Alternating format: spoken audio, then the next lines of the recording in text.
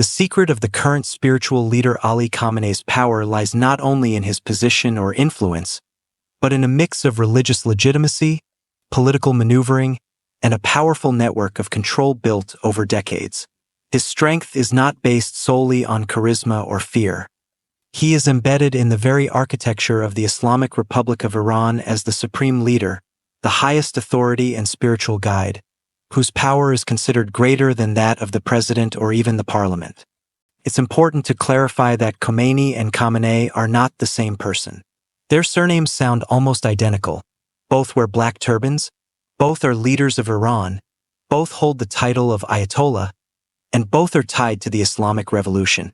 But in reality, they are two different individuals, and the confusion is purely superficial. Before digging deeper, we need to establish one simple fact.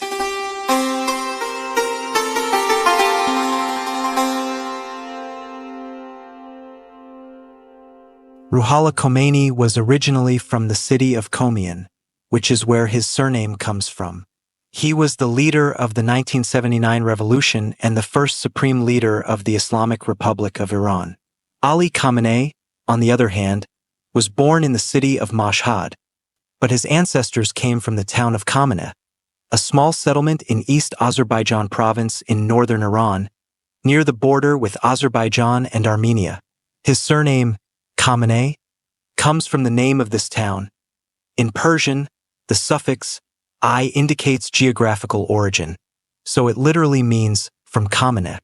After the death of Ayatollah Khomeini in 1989, it was Ali Khamenei who was chosen as the supreme leader of Iran. For an ordinary person, it's hard to tell these surnames apart by ear, since they differ by only one or two letters. But inside Iran, no one confuses them, because in the country's official language, they are two clearly distinct words with different spellings and pronunciations. One is not a relative or a formal disciple of the other. The only connection between them is political succession. Khamenei assumed Khomeini's position after his death, but it wasn't a hereditary transfer. It was the decision of the Assembly of Experts, a religious body that formally selects and can dismiss the supreme leader. So, after the death of Ayatollah Ruhollah Khomeini in 1989, Ali Khamenei found himself in the right place at the right time. At that moment, he was serving as the third president since Persia's transition to an Islamic republic, but he did not hold the status of a top religious authority. He lacked the clerical rank of Marja at-Taqlid, in other words, the title that grants the right to be a source of Islamic law and a recognized spiritual guide for other Shia Muslims. That's why his candidacy was seen as a compromise. The Assembly of Experts hoped such a leader would be more manageable and would not claim absolute power. Moreover, Khamenei's appointment marked a departure from religious tradition and sparked fierce debate within theological circles. But politically, it was viewed as a safe move. However, it soon became clear that Khamenei knew how to play a long and hard game, and he ultimately transformed the role of supreme leader into an untouchable peak of power, concentrating everything in his own hands. He strengthened his grip over the security apparatus, especially the Islamic Revolutionary Guard Corps, which has evolved into not just a military force but a massive political and economic monster. Through the IRGC, he gained direct access to money, security, and street power. Anyone who challenges the system faces not only repression but also an ideological machine built on fear and symbols of martyrdom. The role of media, the judiciary, and cultural and educational institutions is also crucial. Everything, from university textbooks to television, is filtered through an ideological lens aligned with Khamenei.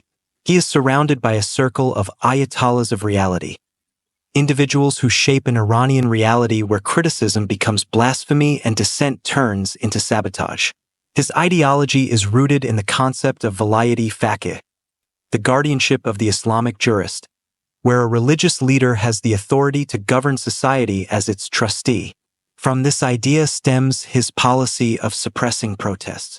He may make small concessions, but the system is designed to remain intact, not because it is afraid, but because it is built on eliminating any alternative: liberals, reformists, and even moderate Islamists. The secret of Khamenei's power lies not only in his position but in the fact that, unlike Khomeini who relied on public charisma, He built an invisible web of control.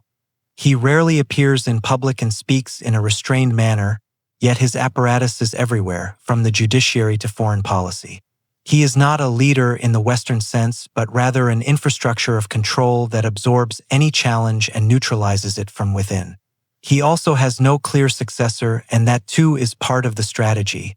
As long as he is alive, he is irreplaceable. There is no consensus among the elites about who could take his place, which only strengthens his position. He is like an old mechanism that cannot be dismantled without bringing down the entire structure. That is the core of the secret. Khamenei is not merely a man. He is a system in which he is the architect, the overseer, and the keeper of the keys.